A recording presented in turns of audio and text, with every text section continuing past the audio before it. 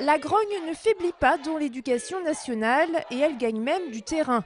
Après les lycéens et les enseignants, ce sont les étudiants de l'IUT d'Angers qui sont descendus dans la rue aujourd'hui. Ils protestent contre la loi d'autonomie des universités qui prévoit entre autres un financement différent. Jusque-là, les IUT recevaient leur dotation directement de l'État. À partir du 1er janvier 2009, ce seront les présidents d'université qui attribueront les fonds. Les étudiants craignent des financements à géométrie variable. Il y aura des IUT qui seront beaucoup plus richement dotés et d'autres qui seront moins richement dotés, donc qui auront du mal à réaliser les programmes et avoir des programmes complets par rapport aux programmes nationaux. Dans les rangs du cortège, quelques professeurs d'IUT venus soutenir le mouvement. Eux aussi sont inquiets pour la qualité des programmes notamment. Si on ne peut pas fournir un enseignement, donc ne pas fournir le nombre d'heures d'enseignement qui est important pour nous pour garantir un taux de réussite qui est aux alentours de 80%. Et c'est très important pour nous d'avoir les moyens de continuer à répondre à la demande des jeunes et de leurs parents pour avoir une formation professionnelle de qualité. Les étudiants participaient aujourd'hui à un mouvement national. Au niveau local, l'IUT d'Angers n'est pas directement concerné par la réforme. Il a déjà négocié avec l'université pour garantir son financement en 2009.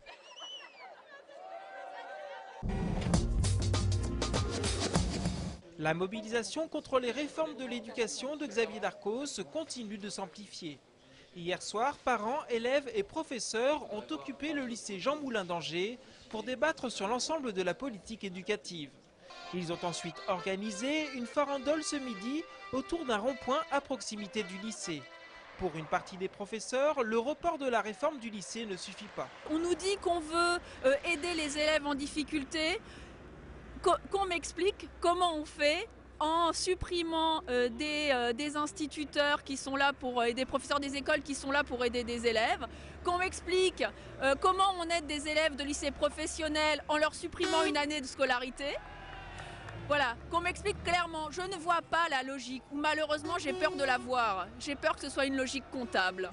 Dans la journée, d'autres lycées angevins comme le lycée Bergson ont débuté un blocage de leurs entrées. La proviseure a d'ailleurs décidé la fermeture du lycée demain pour éviter tout débordement. Certains lycéens, même pas mal de lycéens, voudraient bien rentrer dans le lycée. Leur liberté est entravée. Ils passent par-dessus les barrières, ils traversent les jardins des voisins, ils surmontent les grillages. L'année dernière, ils arrivaient à creuser des trous sous les grillages, enfin comme des taupes. Enfin bon, ça devient des conditions dangereuses. À partir de demain matin, c'est le lycée Chevrolier qui entrera à son tour en résistance. Une partie des 2000 élèves du plus gros établissement secondaire de la région a en effet voté en faveur du blocage. C'est un débat qui concerne pour l'instant Saint-Barthélemy d'Anjou, mais qui à terme devrait toucher d'autres communes. Face à la baisse du nombre d'enfants accueillis en primaire et maternelle, la municipalité réfléchit en effet actuellement à la fermeture d'un des 4 groupes scolaires de la commune. Et c'est le site de la Venaiserie, avec ses 7 classes et ses 162 élèves, qui pourrait faire les frais de l'opération. Les parents, eux, ne l'entendent pas de cette oreille et ils l'ont fait savoir hier soir en manifestant lors du conseil municipal. La mairie nous dit qu'il y a une baisse d'effectifs. Or, depuis 2 ans, on est stable. Ils ne nous apportent pas de preuves comme quoi l'effectif va vraiment baisser à la rentrée prochaine. Donc nous, ce qu'on leur demande, c'est de nous écouter et de nous laisser encore une année, la rentrée prochaine, pour voir si effectivement les effectifs baissent ou pas. S'ils baissent, on aura encore 1 an pour travailler et discuter des modalités, de la façon dont on fermera un groupe scolaire.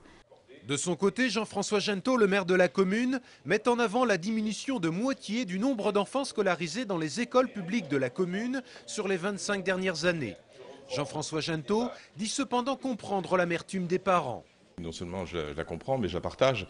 C'est vrai que les parents réagissent au plan affectif par rapport à leurs enfants, par rapport à la famille, et c'est tout à fait naturel. Et prendre cette décision pour un élu, si elle doit être suivie des faits, c'est jamais de gaieté de cœur, mais uniquement parce que l'on pense que c'est l'intérêt général pour la collectivité. La décision finale concernant la fermeture de ce groupe scolaire sera prise le 26 janvier prochain lors d'un conseil municipal qui sera sans doute très suivi.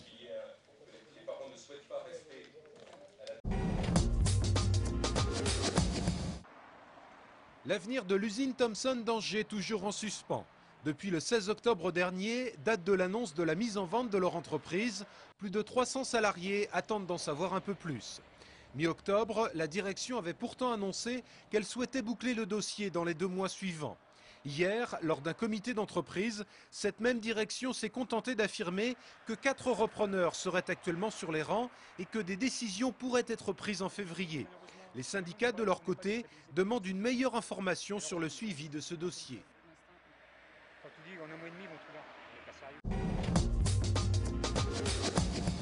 Décidément, l'entreprise angevine de levage Landreau est amenée en ce moment à gérer des chantiers plutôt inhabituels. Entre les sarcophages, entre le Terra Botanica des arbres, il a une passerelle. Donc oui, ça nous change un peu de nos rôles de charpente et ainsi de suite, toute manutention qu'on a à faire.